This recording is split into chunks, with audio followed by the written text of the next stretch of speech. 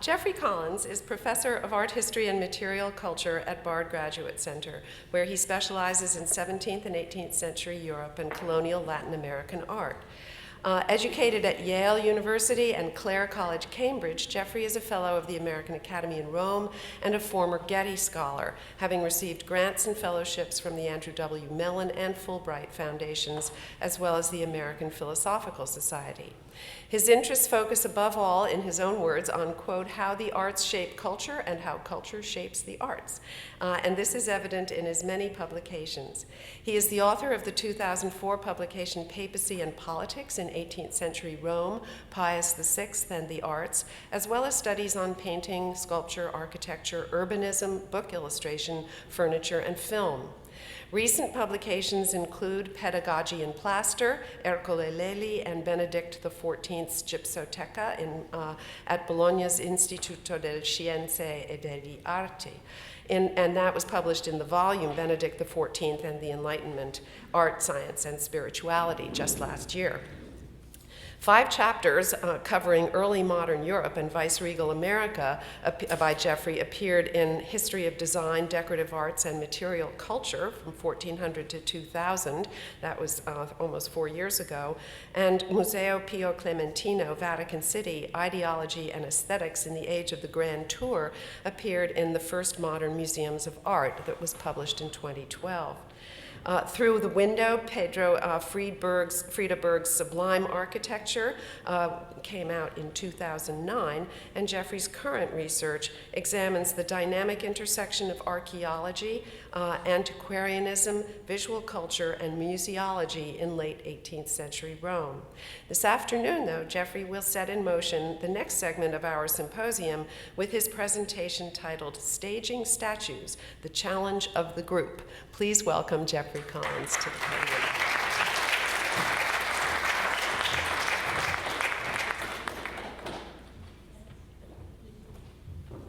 Thank you so much, Inga.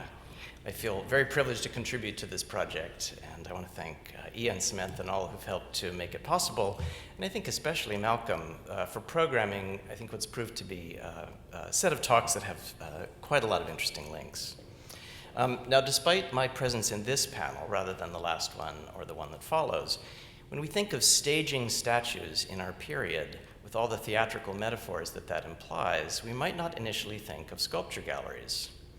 The phrase might seem more suited to religious installations like Guido Mazzoni's moving life-size terracotta statues clustered around the dead Christ in a convent chapel in Naples. Indeed, sculptural tableaux seem at home in sacred contexts, including Niccolò dell'Arca's even more dramatic Lamentation in Bologna, where contorted faces and streaming draperies raise emotions to a fever pitch. The apex of scenographic statuary was, of course, holy mountains like that at Varallo, where freestanding chapels presented sacred history, the Mask of the Innocents, or the Road to Calvary, with all the tools of the stage, inviting pilgrims to participate in the story of salvation.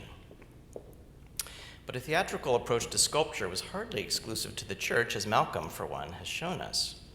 We see it in secular installations, like the Parnassus Fountain in the Garden Theater at Villa Aldobrandini and Frascati, and this is for Tracy, complete with mythological figures of painted wood and hydraulic organs imitating thunder, wind, and rain. Nor were actual antiquities immune from scenographic treatment. The famous Belvedere statue court at the Vatican, here pictured by Hendrik van Cleve as the quintessential locus of Minos, was entered beneath a line from the Aeneid suggesting descent into the underworld, the first of many references to Rome's mythic foundation in the court. And if we jump 2 centuries forward to the modern statue gallery founded on the site, we find a different but no less concerted deployment of scenery, lighting, and props to promote a dramatic and perhaps emotional communion with works like the Laocoon. Now, staging single statues was hard enough. Imagine the complexities of stage managing a multi-figure group, especially an ancient one. That's precisely the problem I'll explore today by focusing on early modern Europe's largest and most ambitious such set, the famous Medici Naiabids, whose complex installation history evokes not just the inherent challenge of the group, but how those challenges were addressed in the transition from private and aristocratic modes of collecting and display to the rational and scientific standards of the publicly oriented museum. Now, much like Julius, in doing so, I'll give particular attention to period voices, which offer valuable testimony of how group installations were perceived. Now, as myth lovers know, the story of Niobe and her children is one of the saddest in classical literature. A Lydian queen who unwisely boasted about her godlike fecundity, Niobe incited the jealousy of Leto, Latona, mother of two, who sent her twins Apollo and Diana to slaughter the mortal queen's offspring before her eyes, the boys while racing horses, and the girls in some accounts at home. Now, in most accounts, there are 7 sons and 7 daughters, but I edited that for legibility. The theme was the subject of lost plays by Aeschylus and Sophocles and inspired a similarly lost set of marble statues, perhaps from the circle of Scopas in the 4th century BC, that in turn inspired numerous Roman replicas. The most complete set, comprising Niobe and 12 children, was unearthed in a vineyard on Rome's Esquiline Hill and purchased by Ferdinando de' Medici, Grand Duke of Tuscany, who brought them to his Roman villa, and those are some of what you're seeing here. Archaeologists think the statues may have adorned a semicircular nymphaeum in the Horti Lamiani, as you see on the right, an ancient pleasure villa, placed in or around a fountain symbolic of Niobe's tears. That nymphaeum has vanished, but I show you on the left a similar one at Hadrian's villa at Tivoli, which had its own Niobe group, presumably arranged in tiers on a theatrically inspired cavea. It's at the end of the stadium garden, whose shape and reference obviously evoked the site of the Sons Massacre. And I think this reconstruction recently by a student reminds us that the statues would have been painted also to increase the realism. Now, while we don't know how much of this was known to Renaissance antiquarians, Ferdinand clearly understood the group's inherently theatrical potential. By 1588, 11 of the now restored statues, plus 3 unrelated sculptures that were added to complete the story, had been installed on a rocky alabaster base at the end of a garden alley at the Villa Medici on Rome's Pincio Hill. We see them in this print of 1625, together with a rearing horse recruited to the group to accord with Ovid's account. I'll also show you Falda's view of the villa from the other direction of 1667, which shows here on the left the roof that was added sometime in the 17th century to protect the statues from the elements, not very successfully, judging from Jonathan Richardson's account of missing hands, feet, and noses in 1722. The best visual record of the Villa Medici installation is François Perrier's evocative print of 1638, which captures the statue's placement, per Richardson, quote, upon a vast rock-like heap of stone about the bigness of an ordinary room, forming a sort of square, 3 figures on a side and 3 in the middle, in all 15, comprehending the horse. Even if Perrier intensified the group's naturalism, which I suspect has been copied in this recent recreation of the group in weather-resistant resin, sprouting among acanthus, his view successfully evoked the dramatic and scenographic qualities of what was Baroque Rome's largest and most famous antique statue group. Let's go back to the Perrier. John Evelyn, visiting in the 1640s, admired, quote, those famed statues of Niobe and her family, in all 15, as large as the life, esteemed among the best pieces of work in the world for the passions they express and all other perfections of that stupendous art. Others were not so sure. Richardson, who, quote, considered this and every part of it for several hours alone, complained about the statue's uneven quality and found the, quote, injudicious way of setting them very offensive to the eye, not grouped at all, but everyone detached from the other, unlike what he assumed was their original composition. Joseph Spence gave an exhaustive account of the group in his Polymetus of 1747, subtitled An Enquiry Concerning the Agreement Between the Works of the Roman Poets and the Remains of the Ancient Artists. Spence critiqued the identification and placement of individual figures where they differed from Ovid's account or compromised visibility. Above all, he disliked what he called the nearly circular line of figures, which he felt an ancient artist would never have composed, suggesting that they be, quote, flung more forward and more in a line. Spence also felt that the narrative was confused, writing that, quote, the persons who gave them their places should have considered perhaps a little more than they did what point of time the artist had chosen for this noble work. For Spence, that was not the middle, but the beginning of the slaughter, with one child dead and the rest just starting to understand their fate. Now, it may be that both Richardson and Spence reflected a particularly English and literary bias. Certainly that was Lessing's critique. But it may also be that both views betray a nascent 18th century sensitivity and way of viewing statuary at odds with the Baroque taste for the spectacular ensemble. Whatever the case, it was this staging that Grand Duke Peter Leopold encountered on his visit to Rome in 1769 when he decided to remove the Niobe group to Florence with the Pope's unenthusiastic permission as part of his wholesale expansion, reorganization, and modernization of the Real Galleria in the Uffizi, where they replaced the plaster casts that had been sent from Rome in 1588. His deputies included the ex-Jesuit Luigi Lanzi, who played a major role in studying, pruning, arranging, and publishing the Medici art collection, particularly the antiquities, along modern historical and stylistic criteria. Arriving in Florence in 1770, the Niobids were destined for a large, unfinished room off the western corridor, then known simply as the Stanzone. It's number 20. Do I have a pointer here? I think I do. It's number 20 here. And here's the famous tribune. Paul of Finland has called this new room, which really was the Grand Duke's single biggest addition of the period, quote, the epicenter of Peter Leopold's neoclassical makeover of the Uffizi. And I think it's quite clear that the room in its scale and ambition was meant to balance the famous octagonal tribuna on the east, which had been completed by Bernardo Buontalenti in 1589 and enriched under Cosimo III with the crème de la crème of the Medici's modern paintings and ancient sculptures. Zoffany's famous depiction, painted for Queen Charlotte, captures the room just before some of the editing that reduced the lingering sense of the Kunstkammer, as we heard about yesterday from Jeremy Warren and Tom Kaufman. And I think you can see, for instance, the shelf displaying the small bronzes that was soon removed. The Stanzone, by contrast, was a long rectangular room with a low central dome and flanking barrel vaults lit not from clerestory windows, but by two large and glary openings on the exterior wall. You see the room's shell here in a contemporary plan and in a digital rendering prepared during the room's recent restoration to its late 18th century appearance. To get back to the situation in 1770, we have to think away both the statues, which are conveniently veiled in this rendering, and the vault decorations, which we'll get to in a moment. Conscious of the bad lighting, the Grand Duke proposed in 1771 to close off the windows and open two lateral cupoletti, or lanterns, reserving the central dome to be painted with Apollo and Diana shooting the Niobe figures who were to be placed immediately below. But I think because of lighting problems, this was not the only idea for how to place the group, and the lower ground plan in this slide documents the restorer Innocenzo Spinazzi's proposal to install the Niobids in front of the northern window on a squarish, rocky plinth that replicated their situation at Villa Medici. This raised immediate objections, and in fact, this plan was drawn to show why the idea was impractical.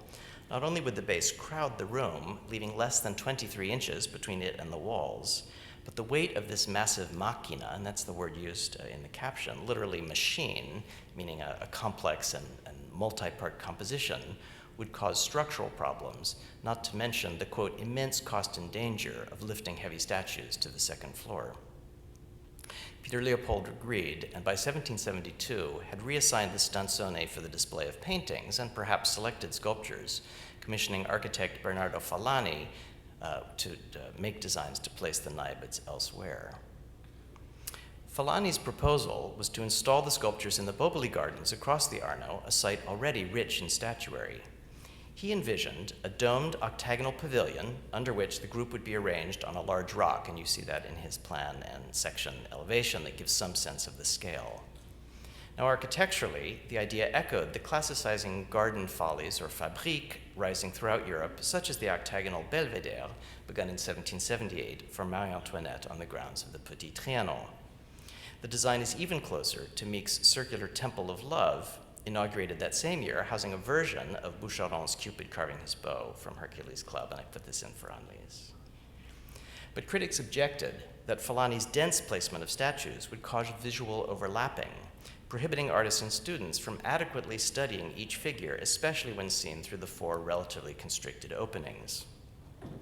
This stemmed directly from Falani's attempts to preserve, indeed enhance, a scenographic staging, clustering the Naiabids into a pyramidal unit, not unlike the famous Farnese bull, their main competition as an ancient statue group, the key difference being that in the bull, the statues are fixed onto a unitary plinth. But again, the inspiration is still the Villa Medici scheme. Further evidence that this kind of installation still commanded respect in the early 1770s comes from the French Prix de Rome, which chose Niobe as the subject for the painting competition of 1772. Following Perrier, all the competitors envisioned the scene as an atmospheric drama. Here is the young Jacques-Louis David's losing entry, and here are the two that won by Lemonnier and Jambert. And David was so upset that he reportedly locked himself in his room and tried to commit suicide by starvation, but it didn't work. Even British artists got in on the Niobe act, as witnessed by Richard Wilson's earlier version of the scene, set in a stormy landscape inspired by Salvator Rosa. Now, the 1770s, of course, also saw Hubert Robert recite actual statues into naturalistic settings in the gardens at Versailles, and Betsy showed us this earlier this morning. And the solution, this aesthetic, I would say, remained popular in English-style gardens like those at Caserta outside of Naples, where modern groups of Venus and Adonis, or here Diana and Actaeon, perform, as it were, amid waterfalls like tableaux vivants in marble. Back at the Boboli, the visual challenges raised by such arrangements led to alternate but less theatrical proposals, including an open semicircular gallery and a similar open pavilion in which the statues would stand near the wall on rotating bases like those in sculptors' studios. By 1775, the committee seems to have agreed on a circular gallery of this type behind the Neptune fountain, excellent for lighting and visual access, yet problematic in terms of exposure to the elements, one of the main reasons for bringing them from Rome in the first place. Nothing came of this plan either, and by 1780, with the Stanzone nearing completion, the Grand Duke lost patience with the, quote, infinite discussions and 100 drawings for the Boboli, and instructed the gallery's director, against the latter's personal preference, to use it for the Niobids after all. The solution, which likely pleased no one but Leopold, was a compromise, returning to the previously unthinkable but gravitationally safer idea of lining up the statues on separate rectangular plinths, more or less as you see here, around a room that had since been redecorated primarily to receive paintings. Although the pictures had not yet been chosen, a checkered marble floor had been laid, the windows improved as far as possible, and the ceiling adorned not with painted divinities, but a luxurious play of gold and white stucco in the latest neoclassical style. As a concession to the new occupants, the artisans added fictive cameos and stucco reliefs depicting episodes from the Niobe myth, and here you see Apollo drawing his bow by Francesco Caradori. It suggests the richness of a room that in period documents was then often referred to as the Hall of the Gilded Stuccos. As for the paintings, after rejecting ideas to use the room for Flemish pictures, or the director's personal preference, masterpieces of the modern Tuscan school, it became clear that the best use for the Stanzone was to display very large canvases difficult to hang elsewhere. For the north and south walls, the choice thus fell on Rubens's two unfinished paintings of King Henry IV's victory at Ivry and his triumphal entry into Paris, commissioned by Maria de' Medici and most recently housed in the ex-armory, not very satisfactorily. The long entrance wall was given over to Giuseppe Grisoni's 1721 Rape of Proserpina, recuperated tapestry cartoon for a tapestry that had been woven in the Medici tapestry works, and Justus Sustermann's Florentine Senate swearing loyalty to the Grand Duke Ferdinand II of 1621, a huge piece of Medici propaganda that had long hung next to the Rubens at Palazzo Pitti. There's no good photograph of this rather unwieldy painting, so I'm showing you a print made in 1778, the very moment that it was being considered for inclusion in the Uffizi. Now, museologically, this mashup of antique statues and unrelated Baroque backdrops significantly compromised Lanzi's desired separation of artistic media, periods, and schools. Indeed, he barely mentioned the pictures in his 1782 description of the room. Visually, however, the move undoubtedly enriched an installation that now, like the Tribune, displayed masterworks of both painting and sculpture. And I'll just show you another view of the room here looking north. Was this then a total defeat for the scenographic mode? Or did the Florentine authorities believe they were staging the Medici Naiabids, albeit in a different guise? However it came about, the juxtaposition cannot help but encourage cross-media and cross-cultural comparisons, some of which seem intentional. That's certainly true of the southeast wall, where the sculptures seem to echo or interact with Sustermann's painted figures. Now, some of the links are rather banal, like the raised right arms of both Ferdinand and the fleeing Naiabid below. Formal repetitions continue in front of Henry's triumphal entry, where the bent torso and arm of the so-called pedagogos here echo, obviously, the similar but turned pose of the staff bearer just above him. And there are many other echoes, the veil here of this Naiabid and the veil of this figure and the bent arm and the bent arm. It seems that it has to have been intentional. The game even extends to visitors, judging by this photo of Kristen, taken by one Olafur Olafsson in July 2015, courtesy of Flickr. Other connections seem more genuine, even moving and rather well thought out. It can't be an accident that the most heart-rending statues, Niobe struggling to protect her youngest daughter, or a sister rushing to her dead brother's side, the only Niobe statue that breaks the peripteral rhythm in the new room, are backed by Rubens's dramatic battle scene, including a rearing horse left of Niobe, just as at Villa Medici, and a naked fallen victim that seems designed to invite our compassion. Now, in an aesthetic culture steeped in the tradition of paragone, instructive comparison and competition between painting and sculpture, disegno and colore, art and literature, ancient and modern life, it might well be argued that the new installation enhances rather than detracts from our appreciation of both components. This is certainly the perspective of the modern bureaucrats who spent millions, aided by the Friends of Florence, to recently restore the Rome to its 18th century glory after the mafia attacks of 1993, and part of that involved bringing back these paintings that had since been dispersed. Today's museum goers seem to like it too, even to the point of some historical confusion. According to Hilda, a Dutch art history student and blogger, the Sustermanns worked so well in the room because, quote, just like the Rape of Proserpina, the painting was big and bold and custom-made to go with the Niobe collection of the Medici family. Or, regarding the Grisoni, quote, without the big painting, the room would feel unbalanced and less interesting to look at than just with a bunch of plain white statues. You can tell that someone really designed the two to go together. No comment. Yet this is not how contemporary viewers saw it. I could regale you with the mean things said by 18th and 19th century visitors who objected to the room on almost every count. Horace Mann, grumpy about any change to his beloved gallery, denounced the new stanzone as a tawdry room, ornamented with stucco gilt that looks like an appurtenance to a church. Now, perhaps there is something of the sacristy about the room, and one understands Mann's complaint. It's not impossible to picture this fleeing Niobe as one more martyred virgin saint under a soaring Baroque dome. Peter Beckford concurred that the Niobids were, quote, more sumptuously lodged, but less advantageously placed than in the Villa Medici. The room is very large and very cold, finished in a style better suited to a drawing room than to a repository of statues.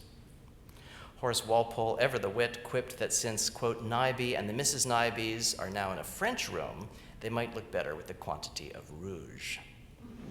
For all three men, the new gallery's princely splendor was at odds with its supposedly serious and didactic purpose, even if Lanzi himself tried to justify the richness philologically and historically with reference to the lavish Theban palace in which Niobe's daughters met their doom. But no contemporary observers mentioned, if they picked up on what seems to me the installation's most obvious message from the patron's point of view, that old Medici glories in the political sphere extended into the cultural one thanks to the House of Lorraine. Perhaps the room offered a speculum principis like those that were sketched out by Betsy, implying that Florentine's enlightened new rulers had learned from history and would not succumb like Niobe to hubris. Visitors' real complaint, however, was the statue's arrangement, which they did not read as enlightened. For Mann, quote, the great duke has been ill-advised to place the family of Niobe, every figure detached, so that they mean nothing and totally destroy the merit they had in a group. Dupaty, who praised the sublime tragedy in marble in 1785, wished that they had been, quote, assembled more picturesquely, not ranged systematically in a circle, but separated, some high atop a rock, others on a slope, the rest below. One should have seen them flee. Joseph Forsyth, who praised the passion and beauty of Niobe herself, doubted, quote, if statues which are now disjoined and placed equidistantly round a room were still a group at all. Thus dismembered, he continued, the sons exert too much attitude. Like gladiators, they seem taught to die picturesquely, and to this theatrical exertion, we may perhaps impute the want of ease and of undulation which the critics condemn in their forms. So the statues were thus still theatrical, but not in a good way. Even Angelo Fabroni, who'd written a treatise on the statues before their reinstallation, was apparently heard to say, paiono tanti pazzi, they seem like so many madmen. If there's a lesson here, it may be that you can't please everyone, especially with statue groups. In bringing the precious Niobids indoors, the Florentine authorities weakened their picturesque effect, and in providing each a better viewpoint, as Spence had wished, they sacrificed the group's collective impact. But what I hope has also emerged is the extent to which the 18th century's invention of the modern sculpture gallery not only changed the ways statues were staged, but brought staging decisions that were once the collector's private concern before an engaged and increasingly opinionated public. Thank you.